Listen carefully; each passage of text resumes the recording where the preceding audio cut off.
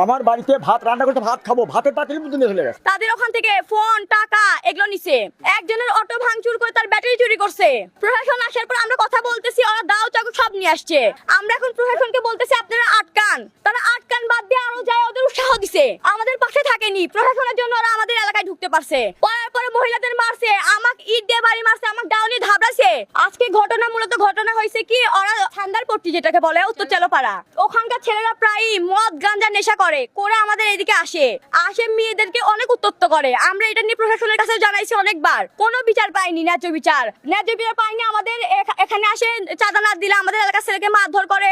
এগুলো নিয়ে অনেক ইয়া হয়ে গেছে। এর আগেও বাড়ি ঘর থেকে মানুষের চাঁদা এগুলো চাই, কেউ না দিলে মারধর করে। আজকে ওদের ছেলের সাথে ওদেরই ঝগড়া, ওরা তাকে মারছে, মারে চাঁদা চাইতে আসছে। আমার এই চাচুর বাসা হচ্ছে এখানে, ওখানে 5 লাখ টাকা চাঁদা দাবি করছে। আমার চাচু দিতে রাজি হয় নাই দেখে আমাদের উপর এরকম একটা হামলা প্রথমে করছে। করার পরে মিটমাট হয়ে গেল। হওয়ার পর আমাদের এলাকার সব ছেলে কাজে গেছে, আমরা সব মহিলারা বাসায় বসে। এই সময় প্রশাসন আসছে। প্রশাসন আসার পর আমরা কথা বলতেছি, ওরা দাও চাকু সব নিয়ে আসছে। আমরা এখন প্রশাসনকে বলতেছি আপনারা আটকান। তারা আটকান বাদ দিয়ে আরো যায় ওদের উৎসাহ দিছে। আমাদের পাশে থাকেনি। প্রশাসনের জন্য ওরা আমাদের এলাকায় ঢুকতে পারছে। পরে মহিলাদের মারছে, আমাকে ইট দিয়ে বাড়ি মারছে, আমাকে ডাউনি ধাবড়াছে। এগুলো করছে। আমার বাসায় অন্য ছেলে মানুষ নাই, মহিলা আমার ভাবি, তার বাচ্চা, আমি আমার মা শুধু ছিলাম। আমরা জানের ভয়ে অন্য গেট দিয়ে পালিয়ে গেছি। যাওয়ার পরে ওরা ভিতরে আসার পরে প্রত্যেকটা বাসায় আগুন ধরে দিছে, মহিলাদের মারধর করছে, করে বাসা থেকে বের করে দিয়ে তাদের ওখান থেকে ফোন টাকা এগুলো নিছে। একজনের অটো ভাঙচুর করে তার ব্যাটারি চুরি করছে।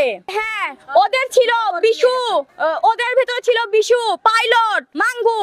এরা মেন, এরা খুব বাজে। এরা আসার পরে আমাদের নোংরা ভাবে অনেক ভাবে কথা বলছে, তোরা বের হ। আমরা ভয়েতে বাথরুমের ভিতর লুকেছিলাম বাচ্চা নিয়ে। এইরকম প্রায় ওরা করে।